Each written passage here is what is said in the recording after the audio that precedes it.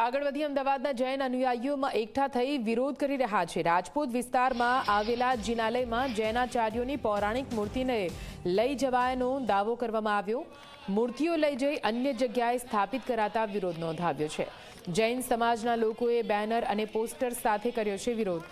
મૂર્તિઓ શિલજ લઈ જવામાં આવી હોવાનો દાવો કરવામાં આવી રહ્યો છે। જે આ મહારેલીનું આજે આયોજન કર્યું છે, ચિંતામણી પાર્શ્વનાથ દાદા રાજપુરમાં જે બિરાજિત હતા તે અહીંયા શિલજ ખાતે લઈ જવામાં આવ્યા છે, અંધારામાં રાખીને ચોરી છુપીથી। તો એમને પાછા લાવવા માટેની આ રેલીનું આયોજન કર્યું છે, એના માટે અમે બધા અહીંયા એકત્રિત થયા છે। રવિવારે અને સોમવારે અચાનક જ અંધારામાં રાખીને બધી જ મૂર્તિઓ લઈ ગયેલા છે અને અમે જરા પાર્શ્વનાથ દાદાને ટાંકણા મારીને પણ ઉખાડવાનો ટ્રાય કર્યો, પણ એ દાદા પણ ઉખડ્યા નહીં અને એ લોકો અત્યારે હાલમાં એક જ પ્રતિમાજી ત્યાં મૂકીને ગયેલા છે પરિવારમાંથી। આ ખૂબ જ જૈન શાસન માટે કલંકરૂપ સાબિત થયેલું છે। આ મૂર્તિઓ શિલજ ગામના જે બિલ્ડરો છે એમાં અત્યારે નામ સંભળાય છે રત્નમણી ગ્રુપ, એ લોકો અત્યારે ત્યાં લવી ગયા છે અને સૌમ્યરત્ન મહારાજ સાહેબની નિશ્રામાં બધા કામ થયેલ છે।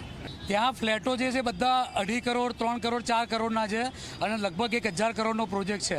આ બધા પ્રોજેક્ટ પાર પાડવા માટે જો ત્યાં જિનાલય બને અને જો પ્રાચીન મૂર્તિ હોય તો જ આ બધા ફ્લેટો વેચ્યા એવું અમને લાગતું હતું, એટલા માટે આ પગલું ભરેલું છે।